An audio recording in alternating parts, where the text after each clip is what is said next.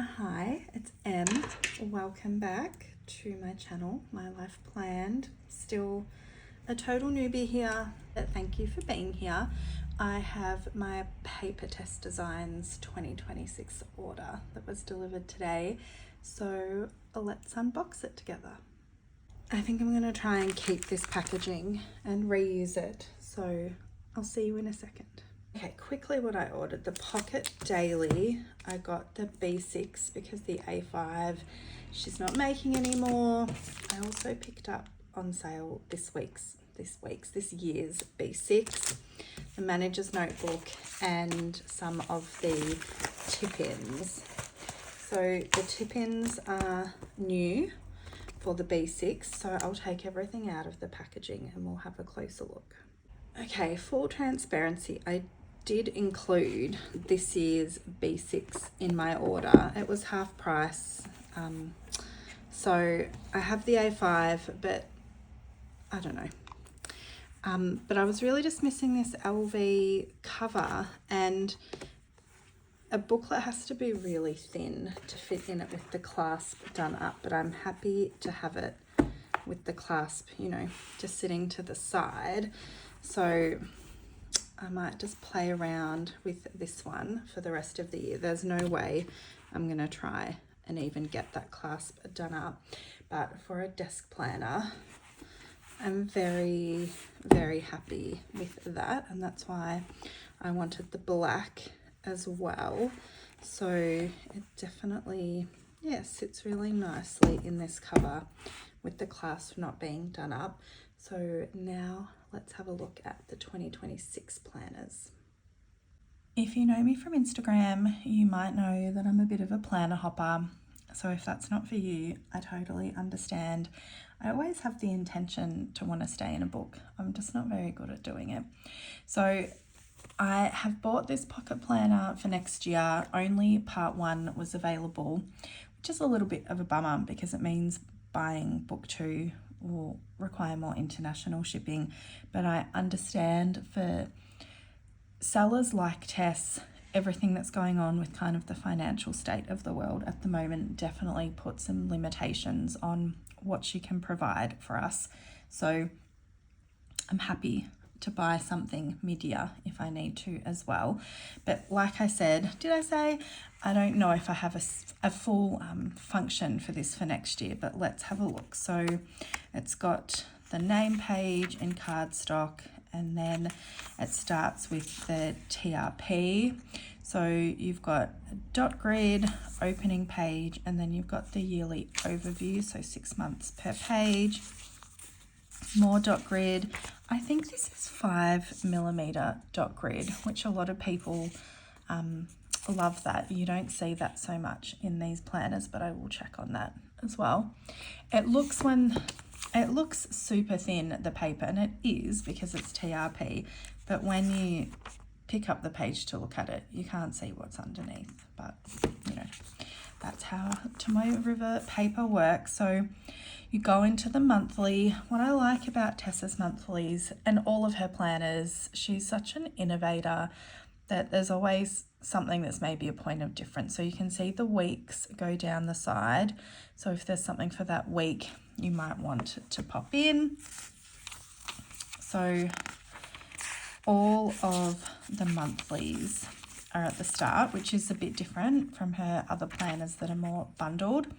So up until June, another dot grid, and then you get these this month pages. So you can see that the month is not written, so you can use it for your current month, and there's 31 spaces on each, or maybe you want to use this for forward planning for the next 6 months of the year. So I love the flexibility in this planner.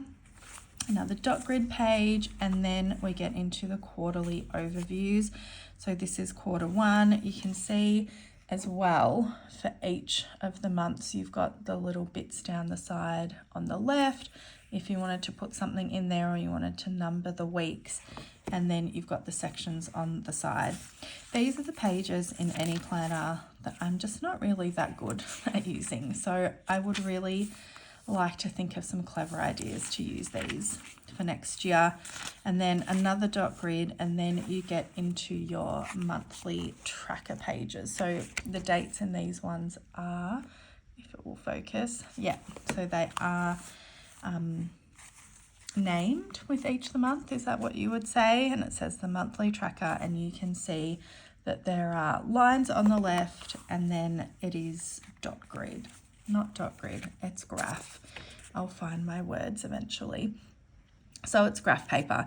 You can use this for habit tracking, mood tracking. You can be listing things and looking at how frequently they need to happen. It doesn't have to be a strict habit tracker. Yeah, really clever pages in here. I wish actually that she had this in her other planners. And then more of the dot grid. This one really is dot grid. And then every week starts with this overview page. So again, you've got the spot for the week, you've got Monday to Sunday, and then you have lined pages, which is pretty rare, I think, in our planner community to have lined pages in a planner. I think it's a really nice point of difference in this planner. And then you go into your daily pages. So each day has a timeline from 6 to 9. There's no half-hour spaces. It's just hourly by hourly. And then there's this space at the top, which always threw me a little bit about what to put there because I didn't want to waste the space when I use this planner. So again, something to think about for next time. And then when you get to the end of the week, you always have the Sun date followed by this weekly review page. So the weekly review is lined as well, and I mean, sometimes I used it as a weekly review, sometimes I used it for meal planning or prepping something for the next week. I think there's a lot of versatility that you could use it for, and then you get back to the weekly layout again. So there is a ribbon. Oh, people might hate me for saying this, but I always just yank that ribbon out because I'm just not a ribbon person, but I understand that it's nice to be there for people who do use them. And then afterwards, so once you get to that mid-year point, so it does finish the last week of June. So if we have a look at the week, is June 29th to July 5th. So it does go to Sunday, July 5th, your last weekly review. And then we have dot grid pages. So they are numbered at the bottom, and you have 102 pages. So for 6 months, 102 pages is really generous amount of notes pages. Then you get to that cardstock back page with some information, and then there's a gusseted pocket, which is a nice touch, and that's it. Yeah, like I said, I don't know what I'm going to use this for. I thought maybe I could use it for a health planner. I had ordered one from Sterling Ink that I was going to use for that, so I'm not sure, but I really love this little pocket notebook. And Sarah Plans on Instagram, she's another Australian, she's from Tasmania. I love how she uses this little pocket daily. She's part of the reason that I got FOMO and thought, I'll just order it anyway. Okay, next up is the yearly notebook, and again, this is the B6 size. Tess did have to reduce her line a bit for 2026, so this is the biggest size. The A5 is still available as an undated, but for a dated planner, it is the B6. It is a chunky book that has, I think, around 600 pages, exactly 600 pages, but I just really like Tessa's design, so let's have a little look through. I chose the black covers on everything for next year. There is a really nice sage green and the sand, but for me sometimes they get a bit of marks on them just because it's a book that you're using every day. So the black for me just stays nice and clean. You've got your name page, and then you've got an index or reference page. So if you are going to be using the notes pages at the back, or actually even any of the, you know, designated daily pages, they're all numbered, so you can use this reference however you like. Also, this planner does lay flat, of course. Look how nicely it opens, but because I'm taking you through the first few pages, that's why I have to hold it down a little bit on the side. So then you have your 2 blank pages that you could use for whatever you like, and it's Tessa's signature style really to have that space at the top with the double line. A yearly overview, so you've got each of the 12 months of the year, then with the space at the bottom, and then your next yearly overview. So this one is looking at a grid of the whole year. The numbers are down the side on the right and the left. It doesn't have the days of the week or weekends, which would be nice, but I guess you can go in and maybe highlight the Saturdays and Sundays, or write in the letters of the days of the week if you really wanted to. And then we go into the quarterly pages. So each quarter is named, and then you've got those boxes at the top. And in these sections, you do have the numbers and the corresponding days of the week. No shaded weekends, but for me, that's not important. So that goes through for all 4 quarters, and then Tess has brought in these quarterly pages as well. She's had them in the manager's notebook and the pocket daily, but I don't think she's had them in the dated B6 before. I could be wrong. So again, any ideas on what to use these for, I would appreciate it. But you've got the monthly calendars for each quarter on the left, and then this section on the right that I'm sure you could use for goal planning, for priorities for the month, maybe for bills or birthdays for the month. So for all 4 quarters, another double notes page, and then we get into the monthlies. So I really like just how functional and simple, but beautifully simple, really, Tessa's designs are. So on the left, you've got a column that you could use for notes, for your to-do list. You could definitely turn it into a tracker if you wanted to as well. Monday to Sunday, which is how I would prefer my monthlies to be. You've got the month is grayed there, so it's like an inbuilt little tab, and all of the days are the same size. And I also appreciate that the weekends just look the same as all of the other days. I don't really like it when they're like grayed out or a different color. And then down the side, you've got the week numbers. So after each monthly, you get a double notes page. I think in the past I've used them to draw another monthly calendar in if I wanted to do my bills calendar, or monthly goals, monthly task lists. Some people do a monthly vision board. There's lots of different things you could use it for. And then you get into the weekly and daily pages. So on the left is always the horizontal weekly. Now there's no lines, but you can see the grid underneath. So if you needed some assistance, as I often do, you can just be guided by the grids underneath. And then you've got this long grid on the other half of the page, which could be used for your weekly lists, for your meal planning, notes for the week, like really for whatever you want to use them for. And then each week has 7 of these blank pages. So sometimes I wish that they were dated and that they had a timeline, but I know that not everybody wants to use them for a daily page, and Tess knows that too. So I think she said she will never have these dated, because some people will use them for note taking, for journaling, and it doesn't have to be dated for each day. So that's how the layout works. They are bundled together. So we had the month. Now we're into week 2. I really like the font that she uses as well. It's not too bold. It's really quite simple and classic, really. And again, at the top, you can see it says week 3.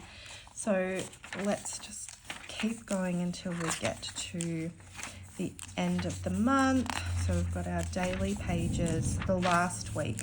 Traffic outside is so loud. So at the last week of the month, and you can see, so we're in January moving into February, and then the layout continues.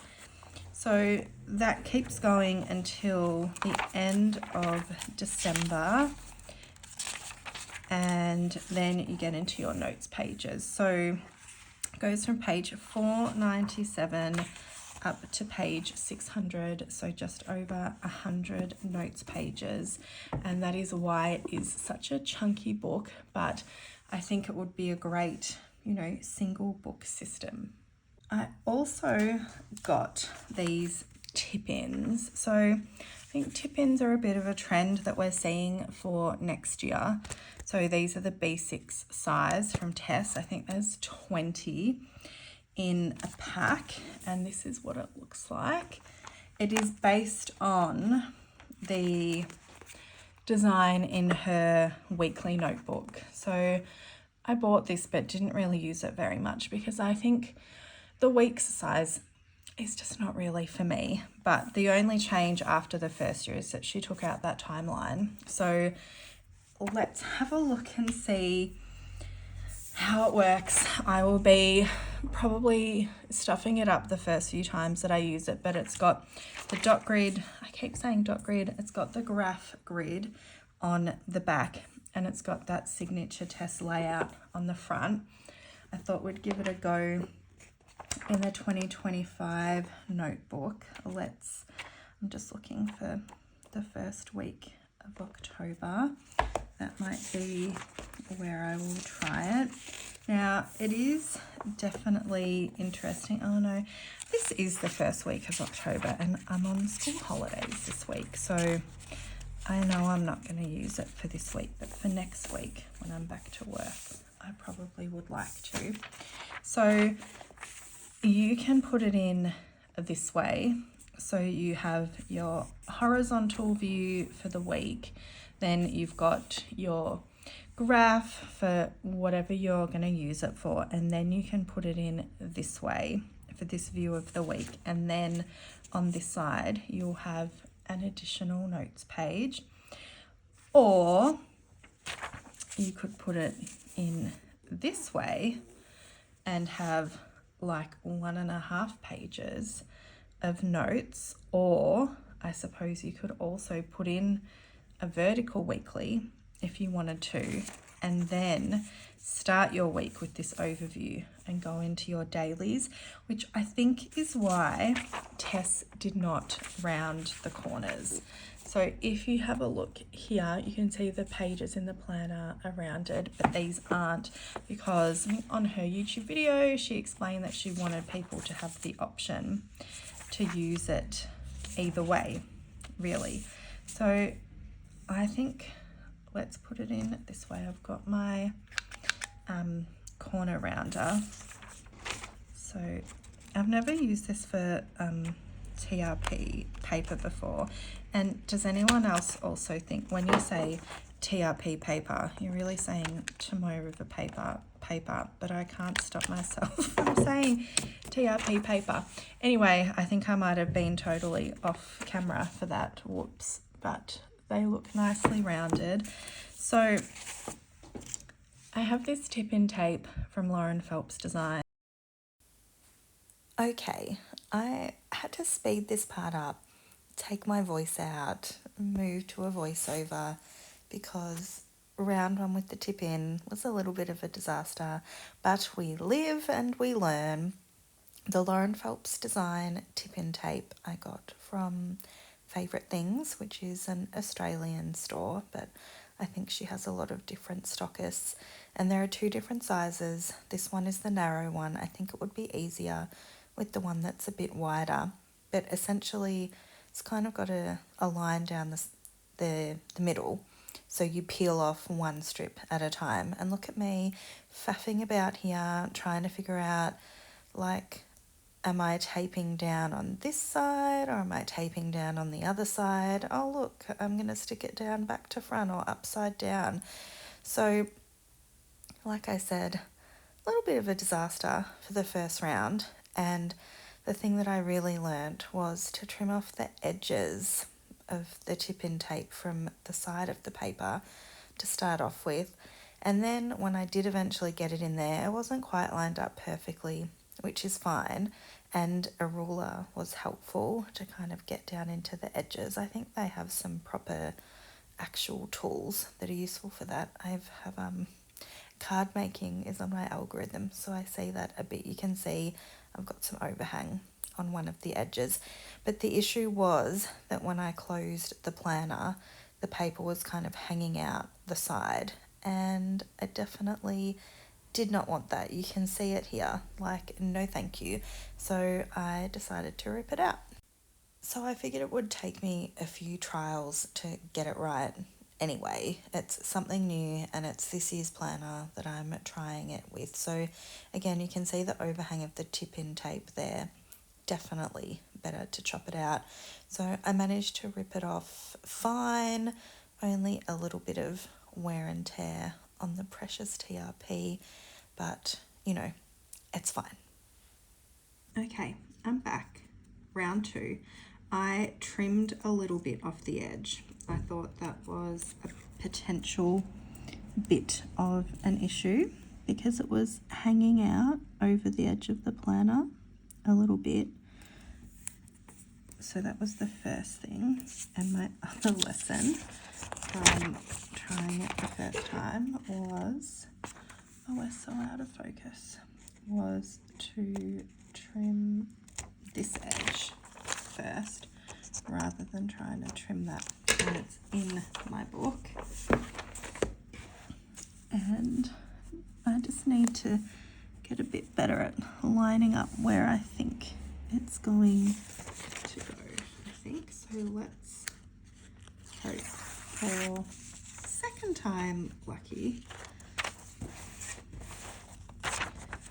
Just making sure I've got the alignment right, and I just want to make sure it's lined up with the side of the page.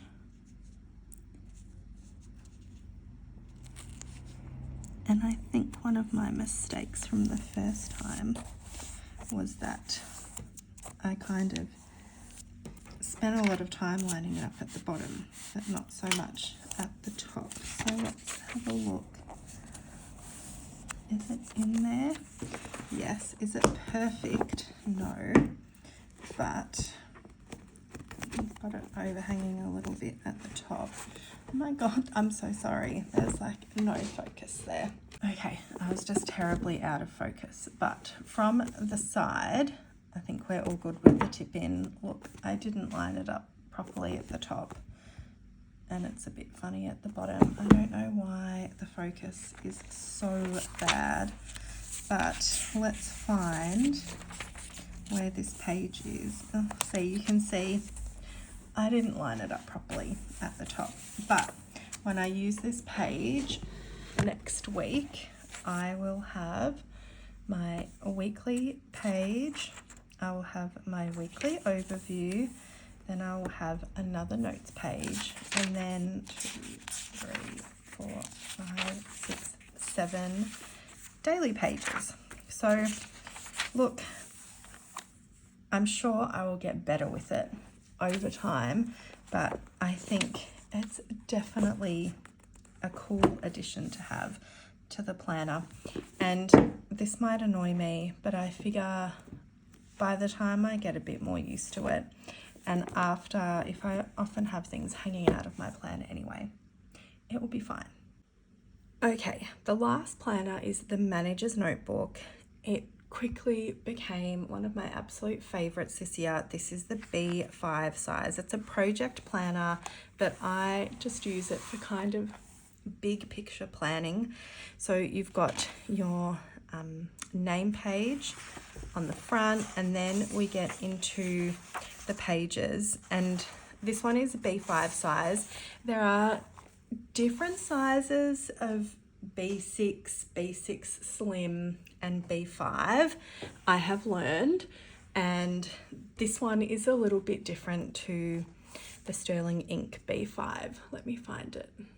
Okay, so this is the Sterling Ink. You can see the Sterling Ink is longer. So and the Papertess is actually a little bit wider. So just keep that in mind, like these clear covers from Sterling Ink don't work with the Papertess. So then you have the yearly overview on the left and dot grid on the right. So the Manager's Notebook B5 is the Cosmo Airlight paper.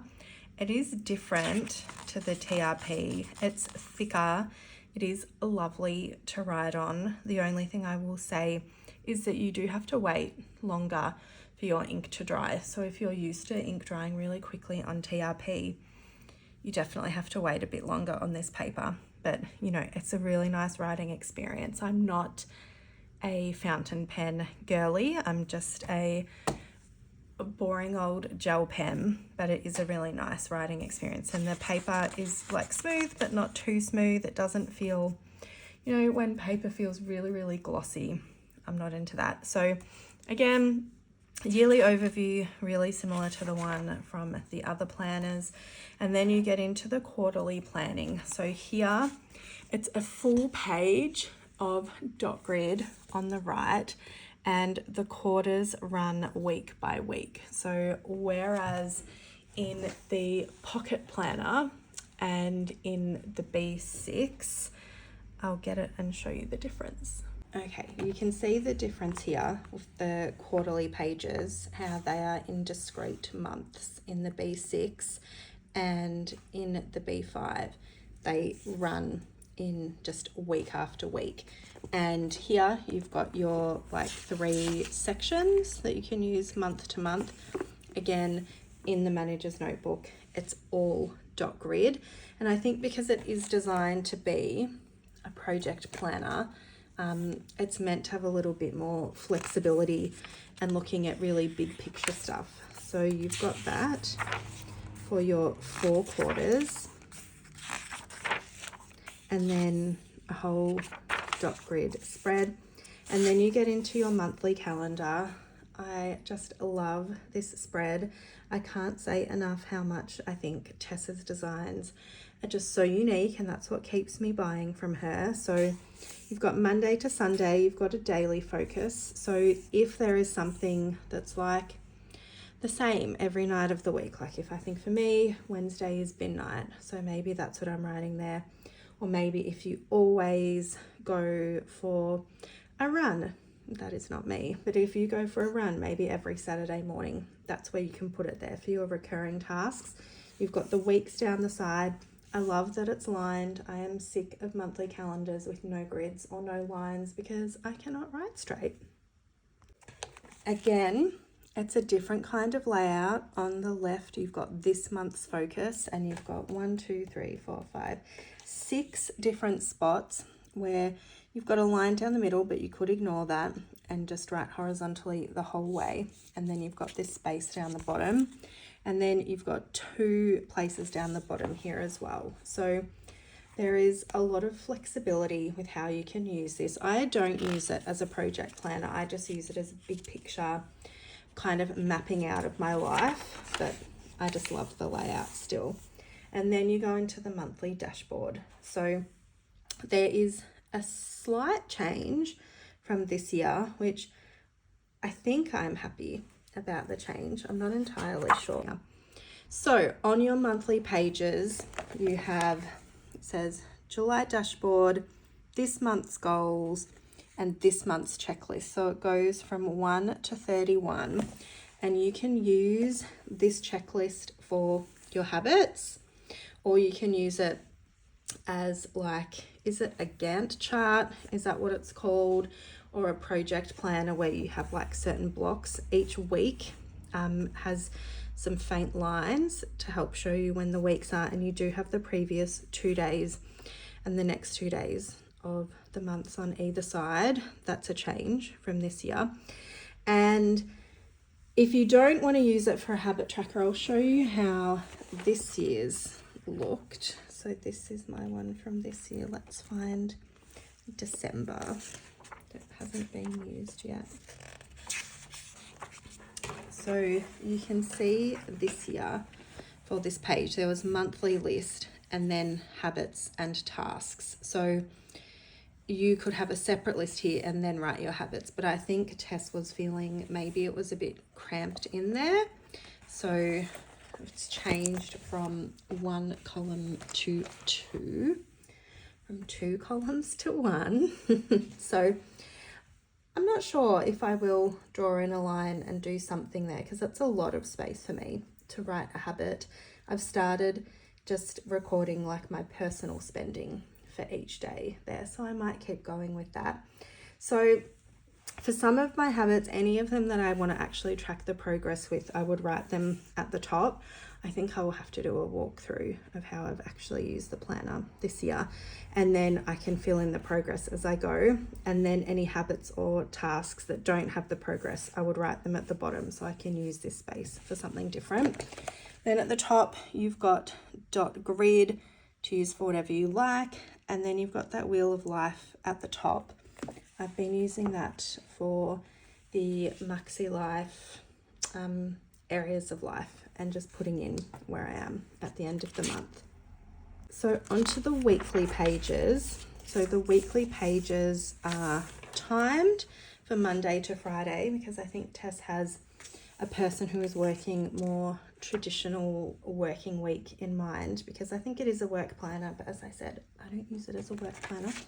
So every day goes from 6 a.m. to 2 a.m. and then Saturday and Sunday are stacked, and there's no times for the weekend. So that might be a sticking point for some people. It doesn't really bother me because I use this for time blocking out my week and then kind of looking for where my margins are to get things done, whether it's fun things or not fun things. And then on the left, this week's focus, and you can see that there are different sections that have a bit of a thicker heading. So there's 1, 2, 3, 4, 5, 6, 7 of those. So you could use a 1 per day or 1 per area, whatever your project is. And then in the B5, you just have all of the weeks after each other until you get to the next month.